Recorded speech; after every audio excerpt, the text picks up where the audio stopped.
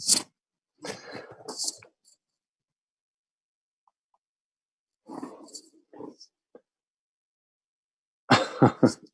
right, guys. Welcome back to before the Hedges right now.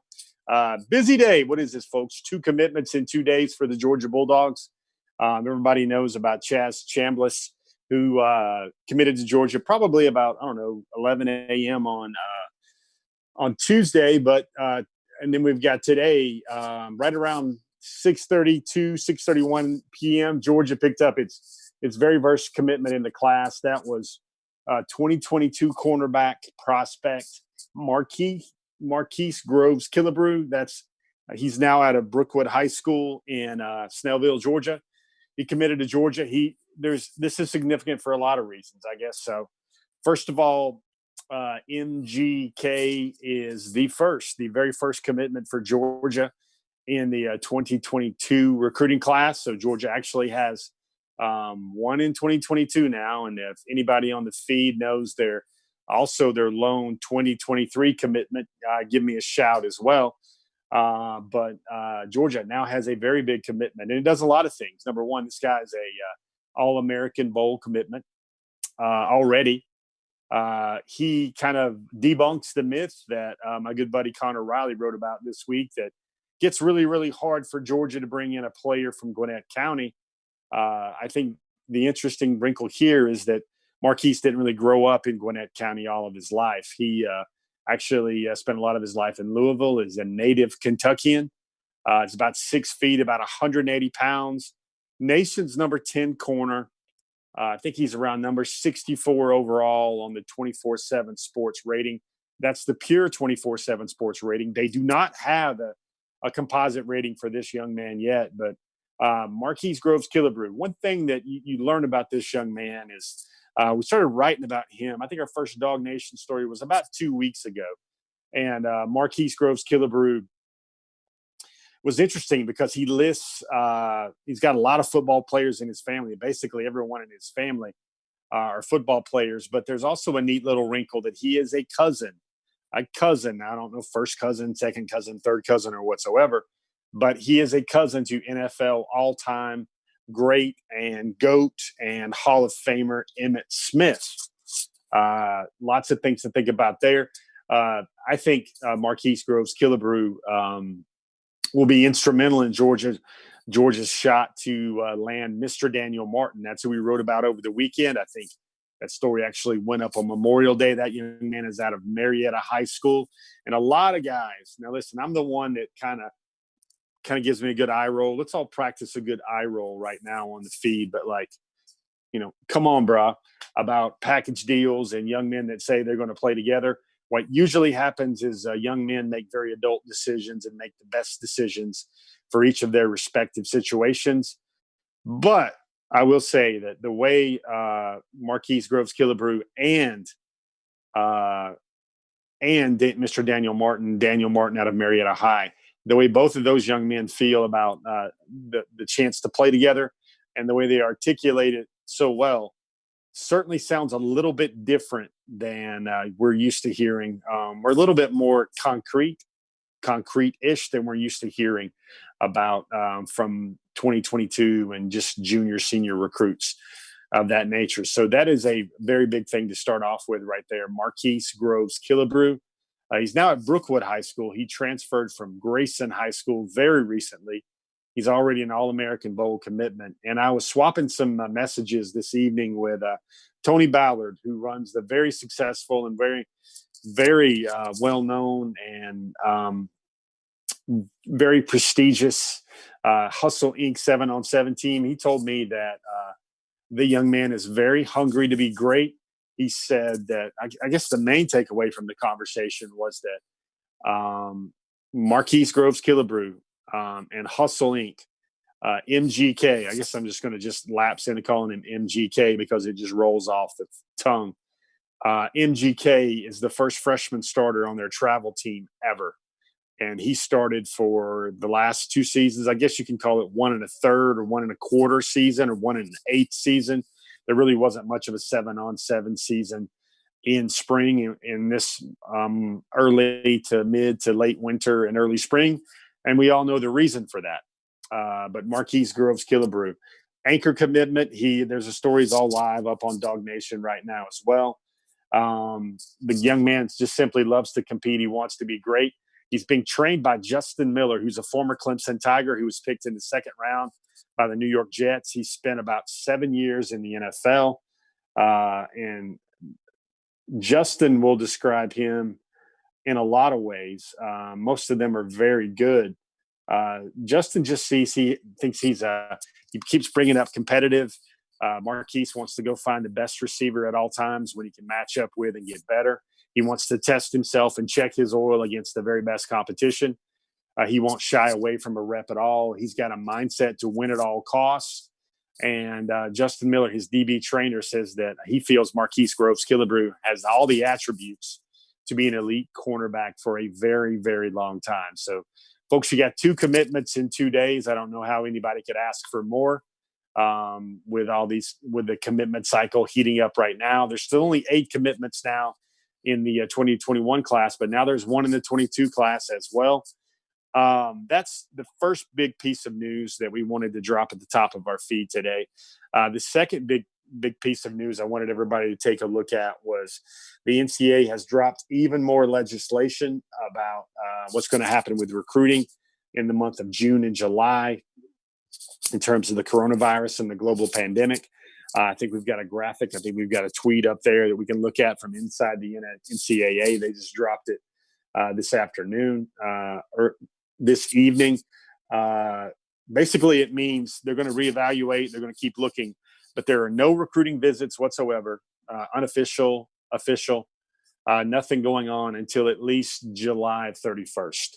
So that means August 1st, man, that's going to be in the thick of fall camp. Everybody's going to be in season mode, grinding and comparing. And I think the narrative continues to go on that this will be a totally different recruiting cycle than we've seen before. There will be no summer camps. There will be no summer evaluations. There will be no Georgia cookout, Kirby's cookout, which was so successful with the slip and slide a year ago. Also, the West End Zone reveal the year prior, the scavenger hunt, which would have happened late this month as well. That's a Georgia tradition as well. That's another thing that's just been wiped away by the global pandemic. And it seems very small compared to very worldly issues and very tragic and tough issues that are affected our planet and our country. But it affects every nook and corner of our world, including the college football and college recruiting world. And that's what it means in terms of recruiting for the 2021 class. So, guys, you got quick news out of the gate. I want to thank everybody for joining us on another edition of Before the Hedges. We chopped up Marquise Groves-Killebrew, big commitment for Georgia in the 2022 class. I feel Marquise will eventually be a top 5 corner in the country. Georgia won the battle here because at some points it felt like what was Clemson going to do, what was Oregon going to do. LSU was a school that he liked for some time, but Marquise really became familiar, really became cozy with Georgia. I remember him telling me about he was up there for a visit recently, last that there was visits in January, late January, first day of February. Had a long talk with Kirby Smart. I think Kirby Smart gave Marquise about an hour of his time with his family, and that certainly means enough right there to show where a 2022 prospect would stand when you're talking about a young man. That is still in the 2022 class, all the focuses would have been on the 2021 recruiting cycle or the last embers of the 2020 recruiting cycle. But Coach Smart, the Georgia head football coach, saw fit to give Marquise Groves-Killebrew and his family that much time on an unofficial visit. Another thing to think about, which would be happening at 8 p.m. Mountain Time, 4-star tight end Maliki Matavo out of Liberty High School in basically Las Vegas, Nevada. He's got a top 4. Georgia certainly in the running for him there, but Maliki Matavao is set to make his college announcement as well. I believe that will take place at 10 p.m. Eastern time. or no, excuse me, 8:30 p.m. Eastern time. I think it's happening 6:30 local. It's going to be on his Instagram page and what have you. So there's a lot of news, to get to, a lot of news we went through here at the top of our show. We got a special treat for you. We spoke to Chaz Chambliss, of course, when he committed on his commitment day. We've got some more stories coming about Chaz Chambliss as well. Maybe even an even deeper read than the one you guys saw late last night on DogNation.com, where his head coach and defensive coordinator chopped it up so well. I want to thank Sean Calhoun and Brian Simmons of the Carrollton High staff for their time and candor in helping me paint a pretty good picture of, or at least the first chapter of the picture there for Chaz Chambliss. We'll have more coverage coming up over the next few days on DogNation.com. But like I said, we did speak to Chaz. Hadn't had a lot of those comments up on the website yet, so this will be a first for you guys. We spoke to him for about 5 minutes about all things. Here we go with another one of those Dog Nation conversations here on Before the Hedges. This one is with recently minted Georgia outside linebacker commit Chaz Chambliss of Carrollton High School. For you, why do you play football? What motivates you to be your very best? It's just always something that's really cleared my mind. Something that I can just really be myself in. It's like, once you go between the lines, it's just you and just the connection of the team around you and just the brotherhood of what a team brings out inside of you. I mean, I take pride in my film study and calling out the plays before it happens and looking into other people's eyes, like the quarterback, and telling them what they're going to do, because you know you're the best on the field when you know what they're doing before they know it. It's like I really like I try to go my game around Luke Keachley and guys like that who aren't necessarily the fastest guys or the most athletic, but the guys who take advantage of what God can't give them. That's pretty well said there. Chaz, what do you think you can be in college football? I've fielded so many questions from readers over the last couple of months about, is he an inside backer? I think you've mostly played outside backer at Carrollton. I've seen you done some, hand on the ground, strong side DN type stuff. What do you hear from Coach Lanning and the Georgia coaches? What do you think you can be at the next level? What position do you think you're built for? I'm going to be an outside linebacker at Georgia. You know how they have a primary outside linebacker, which has been Azeez Ojulari and Nolan Smith. Those guys who have been outside linebackers who rush the passer and also draw back in coverage and keep containment and do everything. So that's one of you're basically projecting to play the jack. You think you'll play the jack at Georgia? That's what Coach Lanning tells you that you'll be good at, huh? Yes, sir. Chaz, when did you know it was Georgia? Did you have some soul searching, or was it a feeling that you kind of been itching at you for a while? It's kind of a gradual thing. It was how I was letting recruiting play out and see how this epidemic would really change and see who really wants me. And that's when Georgia kind of shined through. Do you think you would have been committed by now if not for the quarantine, locking down some visits and making you go about your path a different way? I mean, I can't say for sure what would happen. I know I was going to go on visits in the spring and do officials in the summer, and I was planning on committing before my senior season anyway, so I was planning on committing this summer in the first place. Chaz, I think I was talking to Coach Calhoun and Coach Simmons today, but they told me that story about your big mug of black coffee every day. What's that all about, man? They called you an old man. I'm just giving you a preview. They called you an old man about that. What's it about you and a big mug of black coffee? When I was little, my papa would always drink black coffee when I was hunting with him, and he'd always tell me to kill a big buck, you have to drink the coffee. And one time I actually drank the coffee. I killed one. So ever since then, I just drank a cup of black coffee every morning. Will you do that before a game at all? Is that like your Monster or Red Bull or something like that? No, I try to not drink as much during the season because caffeine dehydrates you. So I try not to drink as much. Like I only drink it really on Saturdays, Saturday, Sunday, and maybe early Friday morning. Chaz, when people watch you play, what do you hope they pick up about your game that means a great deal to you? The effort. I mean, all you can ask somebody is to have their best effort and give every single play as hard as they can go, and that's what I really pride myself on, and that's what I was taught when I was little. Just never give up on anything, and that's what I really cherish about my game, and something that will never change. What do you think? What are your aspirations for your time at Georgia? Do you have goals? Do you have a mindset about what you want to accomplish as a college football player? I want to obviously start. The obvious is start and go to the NFL.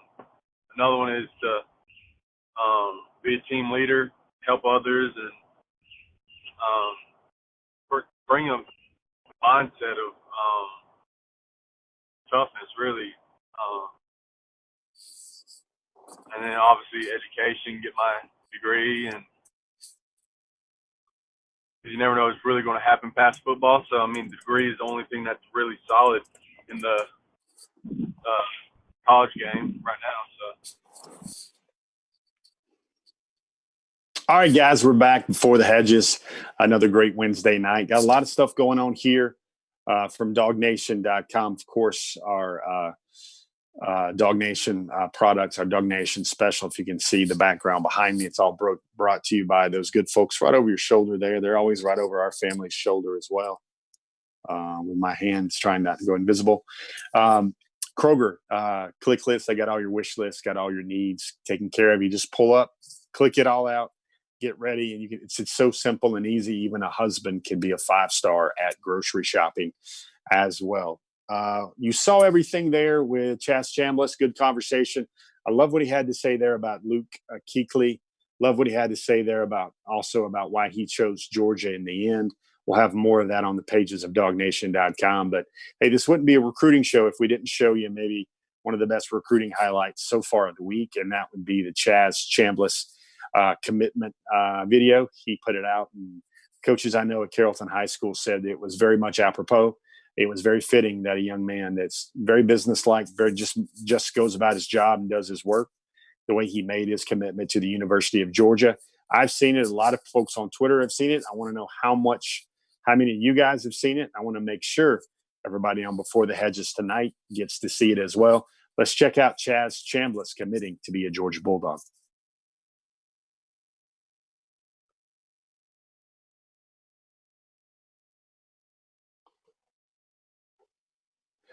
So you don't have a lot of audio here. You basically got a nice little soundtrack. You've got a lot of things about all things Chaz Chambliss. So you see him making plays. You see him taping up. You see him getting ready. I swear to you, folks, you look at this young man right there. He is 17 years of age. He won't be 18 until October. You see him gang tackling. You see him punishing guys.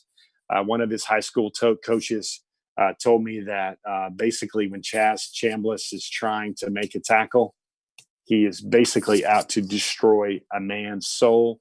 They have so many good things to say about him. 3.9 GPA. He wants to be a physical therapist when he shows up at the University of Georgia. He will be an early enrollee. You see him in there. You see the imagery. You see how put together he is. I think he's got a 365 bench, 335 power clean, and a 525-pound squat. Those gains have all went up. He's working out 3 hours a day over the quarantine and over COVID-19, working out from between 9 a.m. to 12 p.m. every day. That is Chaz Chambliss, worker bee, man. That's what the mentality is here. He kind of fancies himself. He wants to pattern his career after Luke Kuechly, the former, I think, a Hall of Famer for the Carolina Panthers, especially at such a high level that Luke Kuechly played the linebacker position for at least 5 or 6 years. I want to read you a couple of things from the Carrollton High staff. Who's seen the program? I want to do a coolness check. If you're a child of maybe the 80s and you saw the program with the stunning Halle Berry and Omar Epps, everybody remembers Latimer. Well, the Carrollton High staff said, as big and strong as he is, as physical and aggressive, kind of reminds them of Latimer, except the only thing he might drink would be that stout cup of black coffee he has every morning of the day, except during the season. There's one story about here. I want to share it with you. This was brought to everybody here by the Carrollton staff. This is the defensive coordinator, Brian Simmons. Let me read it for you. During pregame, I always talk to the other coaching staffs, and I'm not going to mention who it was here.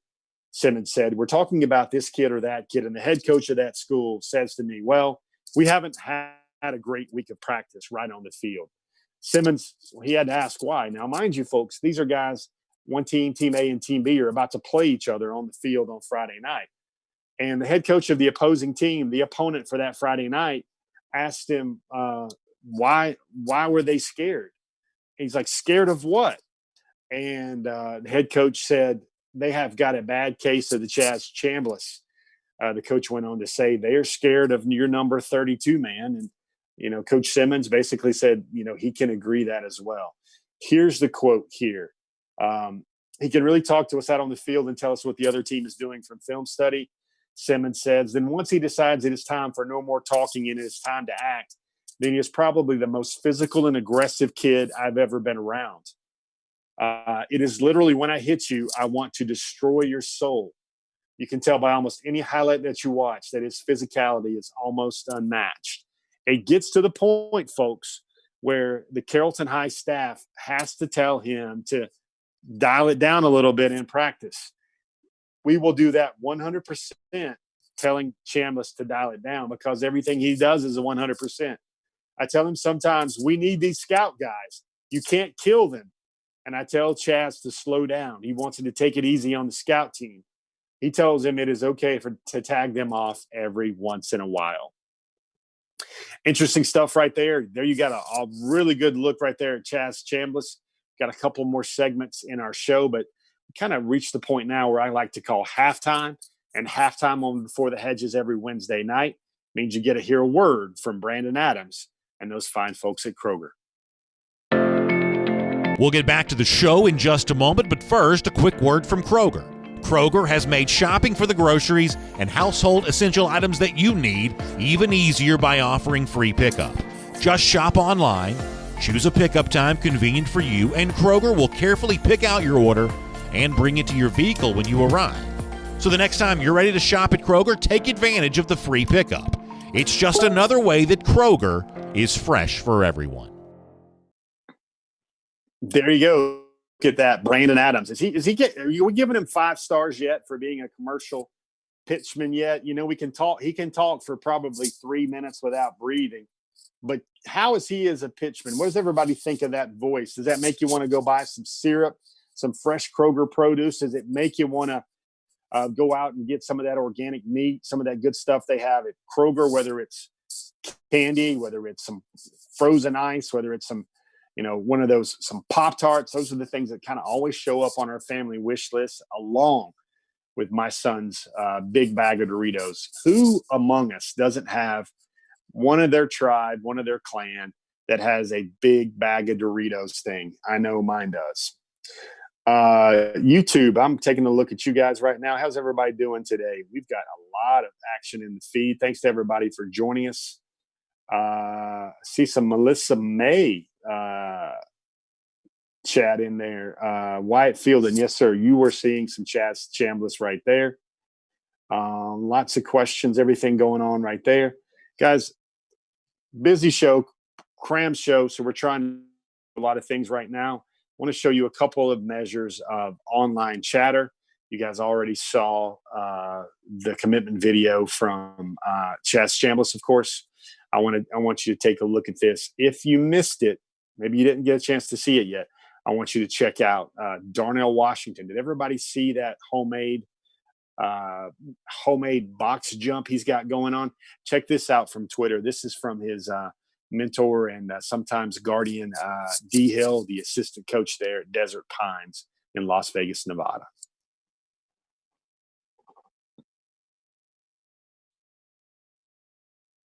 So folks, check this out. This is about, you got to hope that's a Maytag. Maybe they have to be built that well, but that's about 6'7.5", 265 pounds. Couldn't find him a box jump for his indoor, outdoor plyometrics. So there he goes.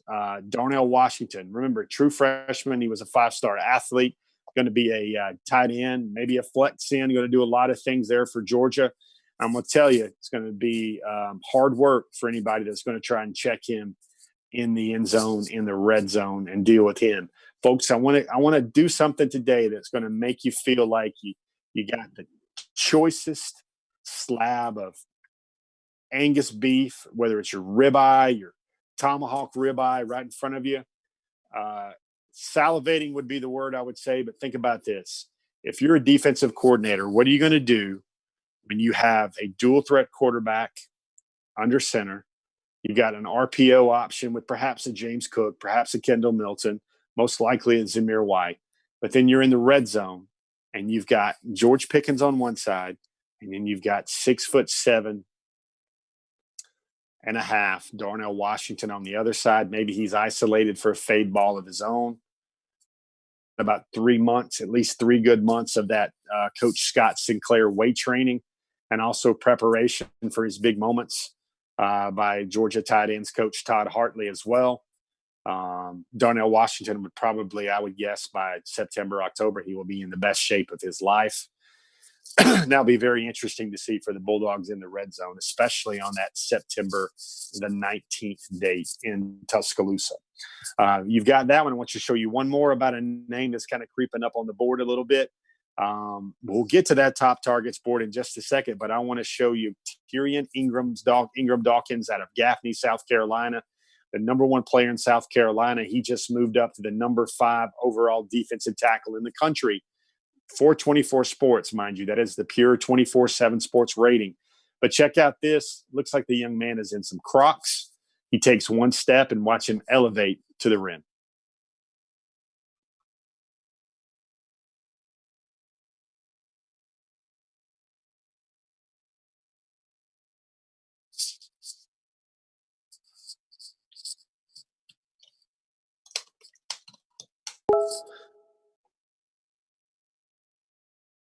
So, guys, there you have it. Tyrion Ingram Dawkins, that's another guy we can call him TID. He's going to have a reshuffled top 6 coming very soon. He was of sound mind and body, was almost ready to make his college commitment. He has since backed off from that college commitment. I do feel George is in the running for him there as well. But those are 2 kind of online chatter things I want you to see. Folks, Georgia had a commitment in the 2021 class. Now's a good time for you guys to take a look at the 2021 commitment board. It's now up to 8 names. Georgia only has 8 commitments, and yet they're still the number 16 overall recruiting class in the country. That's on the 24/7 Sports team composite ratings. If you look at everything that's flowing right there, you're going to see a bunch of names. So obviously, it starts with Brock Vandegrift. If you see these slides that have been prepared by our production staff, Brock Vandegrift's ratings have stayed the same. You see some ebb and flows with some of those guys. Some guys moving up for their positional rating, some guys moving up for their overall ranking in the country. You see kind of minor movement on a lot of those guys. You do see on the second slide the name Chaz Chambliss come in there. He's a 4-star, but he is the 7th highest rated commitment for Georgia on the board for the 2021 cycle. When it's a player that is that good, that says a lot about Georgia's 2021 recruiting class. A big uptick there for Marlon Dean. That's the talented defensive tackle out of Elbert County. His positional rating went up, I believe, from number 35 in the country as the number 35 overall defensive tackle. He's now up to number 28 overall. That's the only 3-star in the class. And just some perspective here, there's no one in the top 10 that doesn't have at least 12 commitments right now. Of course, Tennessee has 21. High number for the Vols in their effort class in the class of 2021. Georgia only has 8. I think the only schools that are close is Texas is at number 11, and they have 10, and the same thing goes for Notre Dame at 12. Those are the only schools really inside the top 16 that have anywhere close to the low number of commitments that Georgia has. That per player average ranking for Georgia is still mighty robust and mighty strong right there.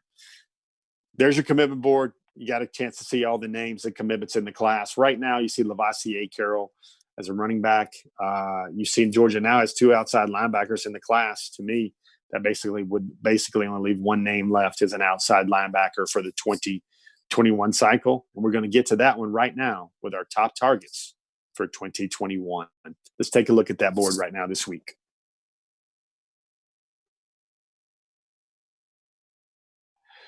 So you see there, I almost went to 14. I almost wanted to add a name to this list, another name to this list, because there's a couple of guys in my mind's eye that are kind of deserving of that number 14 overall. You see Deion Colzie out of Athens Academy.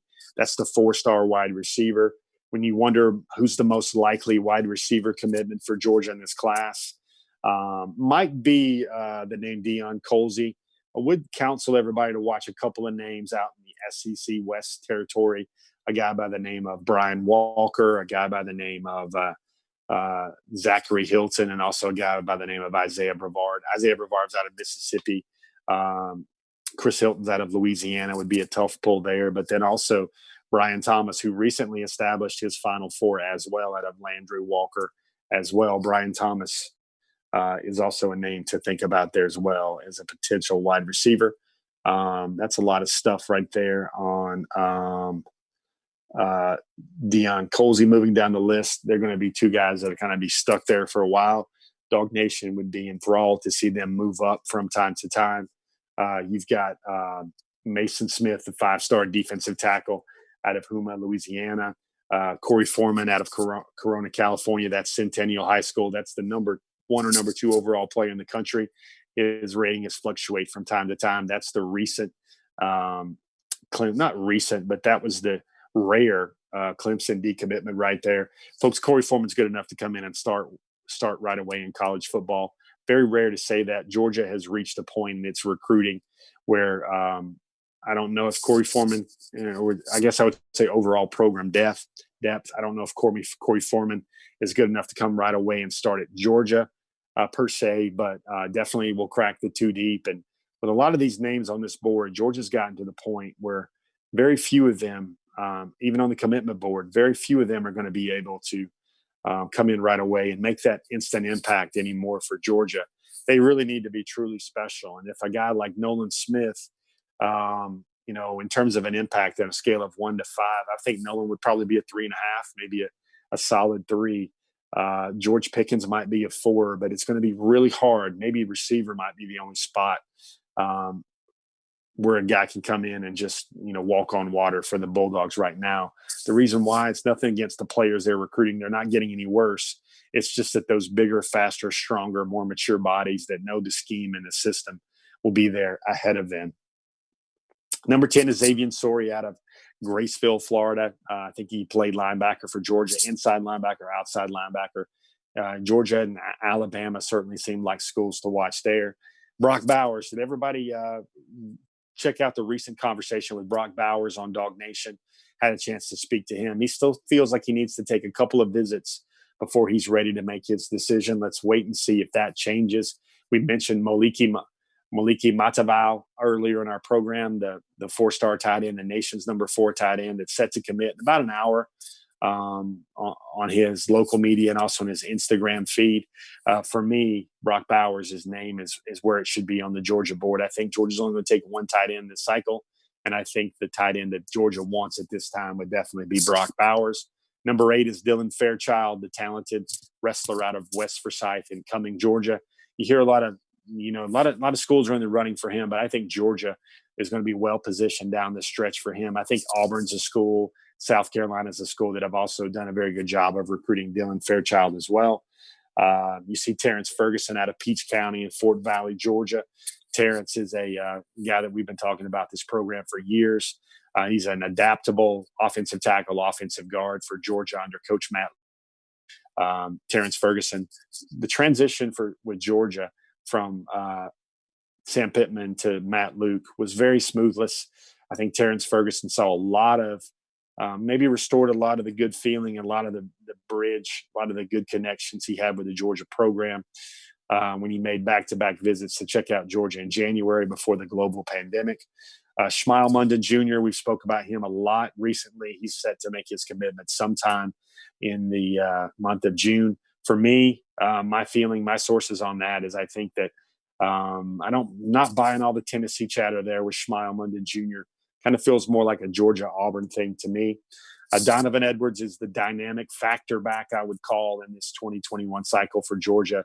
3 down back. He can get you 1,200 yards between the tackles. He can get you 600 yards receiving, that sort of thing. Very versatile 3 down back, the type of guy that Todd Monken has zeroed in on his kind of one of his main targets for Georgia in the class. He gives Georgia something maybe different than what they've signed up on the board and brought into the program in recent years.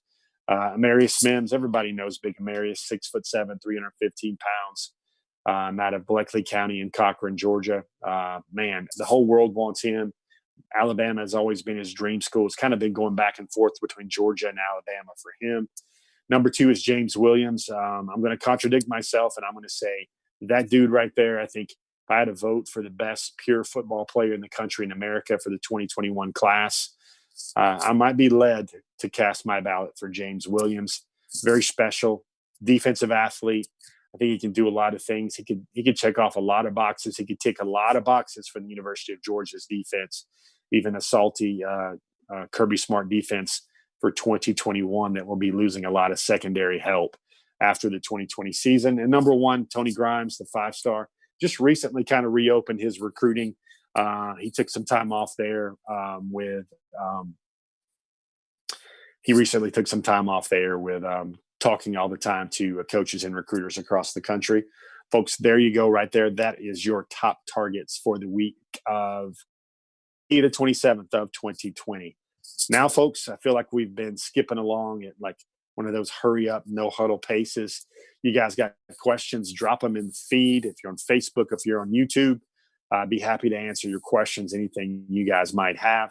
I'll just say this. I think Georgia's going to have a tremendous next 4 to 5 weeks of recruiting. I'd look for Georgia to probably try to get a lot of their needs, a lot of their things done for the guys that don't need visits to make their decision and to come public with their decision. I think Georgia will move. I think those players in Georgia will move expeditiously over the next 4 to 5 weeks. And I think folks will be feeling a lot better about the 2021 recruiting class once we're doing this program on June the 30th, June the 31st, and everything else like that. Little tidbit, what I've heard from the grapevine, you can expect a lot of players in Athens to start showing up right around between the 3rd and the 6th. Most of those guys will be moving back into campus, so football will be right here before we know it. Kind of same old, which somehow is going to feel a lot different and will be a lot more appreciated than before. I don't know. I know a lot of folks that have told me they can't wait to see that's produced by that what should be an award-winning digital graphics team for the Georgia football program. When everybody's got the moving bins and everybody's got their TVs and everybody's got their gear and they're moving into the East Campus Village and the athletes' dorms as well. I think that would be a right for me. Groundhog pumps out of the ground in February in Pennsylvania. For me, when the recent signing class starts moving into Athens, the Maymester, what used to be the Maymester, the late May, early June guys, when they show up, that to me signals a new season, and it's really go time for Georgia's football roster, and a lot of it starts rolling downhill.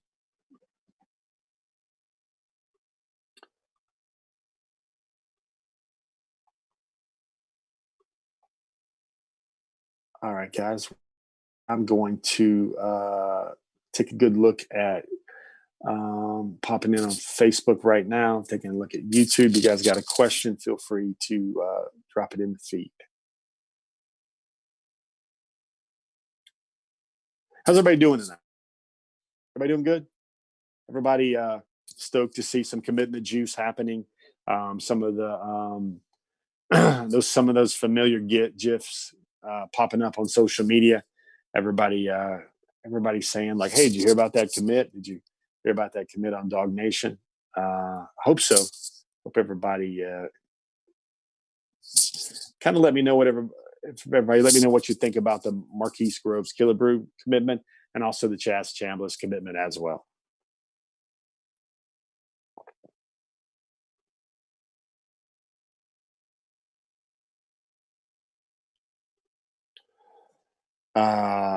Let's see. Man, it is a steel cage match, it looks like, in the YouTube Dog Nation YouTube channel. Melissa May, how are you tonight again? We got kissing, we got emojis everywhere. I think we're setting the record right now in the Dog Nation YouTube channel for emojis of late. X Everlasting X Chaos X. What's my thoughts on Jamie Newman? Mainly, I think Georgia his presence in the lineup will change the way Georgia gets defensed by other SEC teams with talent, especially guys that can get in the box and dare Georgia to play man coverage. I'm talking about the South Carolina Gamecocks plan right there.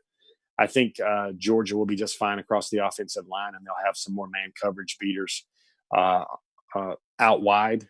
And Newman's ability to throw the ball deep and to push the ball windows will help out a lot. And defenses, and he's not the fastest cat in the world. He's not 4'5" like Justin Fields, but he's a grown man. I think he's about 22 years old, and he's about 6'4" and about 230. And he'll probably run that 40 time at the NFL Combine or 7.5 or so. He'll be able to get Georgia 8 or 9 yards when Georgia really needs it as well, especially if the defense gives them that. I hope that answers your question. Everlasting Chaos. Frederick Meredith's got the question on the YouTube channel about I don't know if Isaiah Simmons would be the right guy. I think it's just going to be a different type player because Isaiah was 6'3", about 230, played some inside linebacker, outside linebacker, played some nickel corner, played some safety, played some corner, and he ran a 4.3. I don't Williams will be that. No one will expect him to. He's just going to be a different type of exclamation point for Georgia. I think he's a guy that can run with I think he can cover the Eric Gilberts of the world, and that's the highest compliment I can give him. I think he can play in the box. I think he can absolutely eviscerate a gentleman on a bubble screen. I think he can play deep in the cover too. He's a true safety that you can just keep him on the field, and he could create a lot of matchup wins for Georgia, especially with his length and his physicality. When you watch that film, that's one of the most fun films I've had to watch over the last 1 or 2 cycles, I know at least. Because you sit there and you watch him compete and you think that guy has one more year of high school football in that body where he looks like he's 22. And it's going to be borderline worried for those other young people and those other parents' kids that James Williams is going to let loose on as well. Melissa May, glad to see that I also answered your question about Jamie Newman as well. Got some thoughts in there about Enrique Murillo says Monken is an offensive genius. He knows what he's doing and is slotted to stay for 3 years.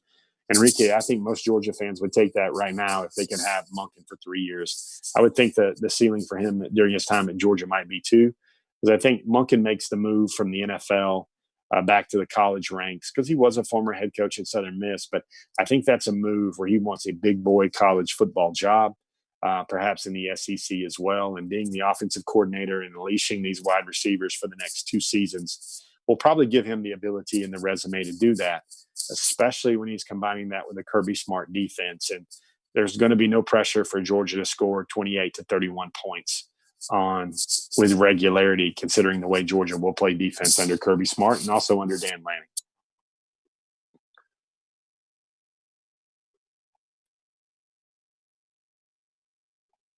Let's check out Facebook. I gave honors off the tee to the YouTube channel tonight, even though I got met with a flood of emojis. But let's see what's hopping over on Facebook. Give me just a minute to pull things up.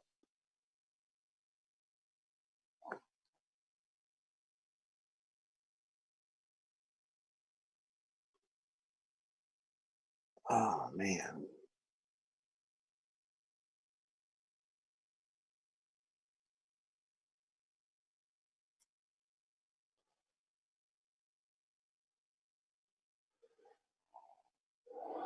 All right, there we go. Sometimes the computer just won't operate. Uh, James Crump, I agree with you, man. 2 to 3 years. I think it's 2 years right there. Stephen Burton, hey man, how are you doing? How are you and your? I guess you and your bride doing? Is that a year of marriage? Hope everything's going great in the Burton household. Randy Hall dropping some knowledge. Yeah, Dre Bly is interesting because he came out of the same area. He went to the NFL. He did it. He accomplished his dream. Now he's a coach at North Carolina, doing a spectacular job of recruiting. Dre Bly is of recruiting Tony Grimes. I think that's the name to think about with Tony Grimes Jr. with Tony Grimes, excuse me, and not just Mac Brown and all this relationship and all this momentum he has. Chad Buchanan making about Ladd McConkey. I do really like Ladd McConkey's future at Georgia. Maybe not 2020, but his future at Georgia beyond that. Brett Goodell wants to know, how's it work when an offer is extended and his commitment is made? Trying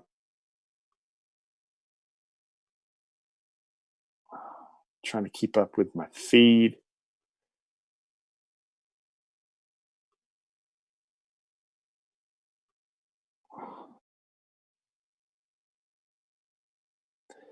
Joel Moody, how are you tonight, man? I don't know. I, about that story, about Bama having all these picks. You got to remember, Bama has of those 6 ones in McShay's draft. Those were basically 5 guys that I think 4 of those guys outside of Jalen Waddle, I believe. Most of that list, the rest of that list, except for Patrick Surtain, those were guys that all could have went pro and could have been a top first round, second round, third round pick in the most recent NFL draft. But 4 of those guys out of the 2017 Alabama recruiting class, those guys opted to return for their senior year. What would Georgia's recruiting draft picture be like if a lot of those guys did the same that went pro in the 2020 draft? Something to think about there. That Alabama class, the 2017 class, was slightly higher rated than Georgia's 2018 class. And the only school in the modern era of recruiting history that had a higher score than those two team composite ratings for both Georgia and Alabama was that you got to call it the epic class of Florida for 2010, when it seems like the Gators and Urban Meyer signed just about everybody. The one thing, though, in Georgia, I know Georgia's lost. They lost a lot of guys. I think 5 of those guys that were transferred, several of those guys, almost all those guys were in 100 players in the nation. Luke Ford was. Justin Fields was, of course. Otis Reese was. Cade Mays and Brenton Cox. All those guys were top 100 players. But it's not just a Georgia thing. I think Alabama, you look their past 2 cycles, they lost their number one commitment on the board, transferred out from the 2019 class. That's Antonio Alfano. And then the number 1 commitment on their board from their 2018 class, he also transferred out as well. So happens to every program, even one that keeps filling the trophy case quite like Alabama does as well.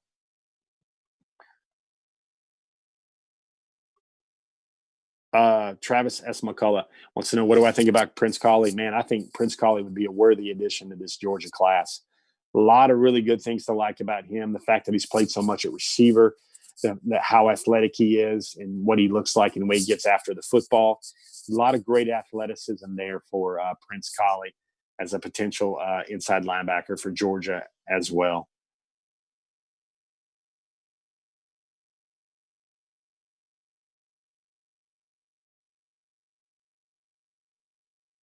Randy Hall wants to know about Nugget. I think Nugget's, going to keep Georgia around the top two area for forever. I think that's how he feels. Nugget's got to go visit Georgia. That's the main thing. There's only so much you can see off a virtual visit and a Zoom feed as well.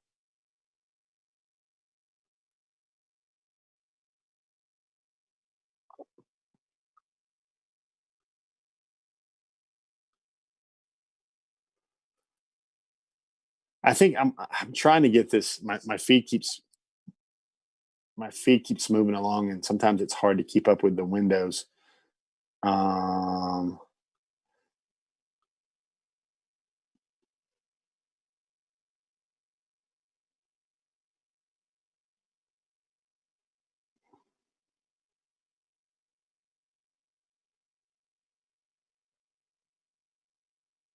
Brett Goodell, I wanted to get back to your question. You want to know, how does it work when an offer is extended and the commitment is made, but it seems that the school has a final say? Well, Brett, really what it is you find out when an offer is committable or not. My opinion here is when a player gets an offer, especially a guy that wasn't desperate for an offer or a guy that had a pretty strong list of offers before, and an offer comes from one of the big boy schools. I think if I was the head coach of a program, I would ask that recruiter straight up, hey, could he commit right now? Let's say he loves everything about your school. Would you accept him as a commitment right now? And if that answer is no, or if that answer is we'll see, or if that answer is we'll need to see him, folks, that's really not a committable offer. And it's really just that offer that's there is kind of like a starter conversation in terms of a recruiting relationship. Because right now, a lot of these prospects don't really think that it's seriously worth building a relationship yet with a school when you have not offered them a formal scholarship.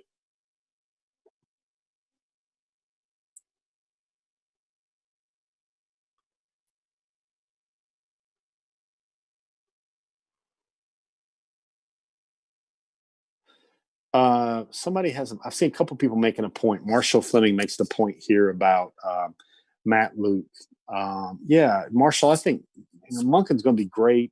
Newman's going to be great. I don't know if Matt Luke is getting enough of the credit, getting enough of the kudos, getting enough of the attaboys for what he's meant to the Georgia program right now.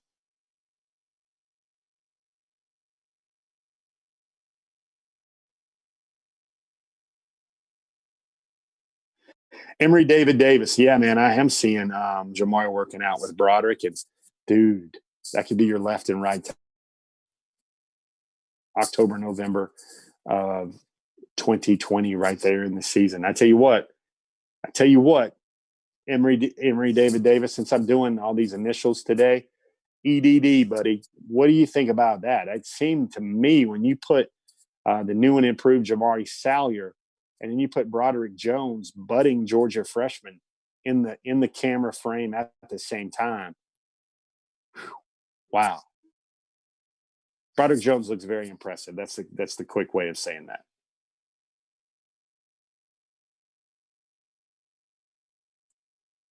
All right, guys. Hey, we've had some fun tonight, man. We had a interview package. You guys got to hear from Chaz Chambliss himself. We teased some more content coming up.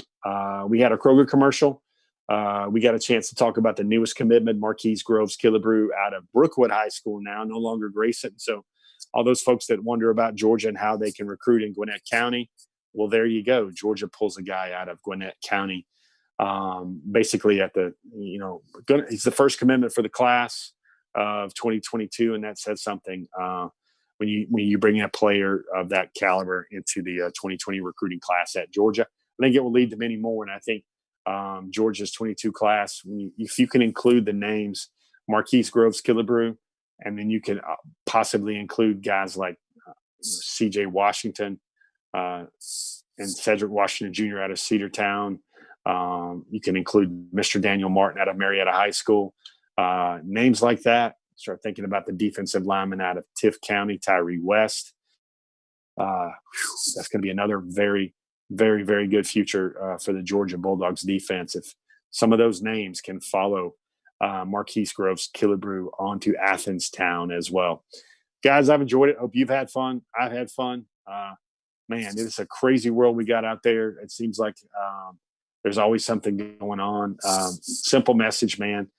Enjoy yourself, hug your kids, hug your family. And folks, we got to love each other out there, man. It's just time, man. If this time we're living through hadn't shown us anything, it's like, man, good words, good deeds. Don't believe everything you see, and don't typecast a people, a walk of life, an occupation, anything like that, man. The best thing we can do is all come together and kind of eliminate a lot of the hate in this world. That's my 20 seconds of Jeff off recruiting, off that topic, but I think the world would be a better place for it. I'm Jeff Sintel. Tonight's Before the Hedges is brought to you by those good people at Kroger.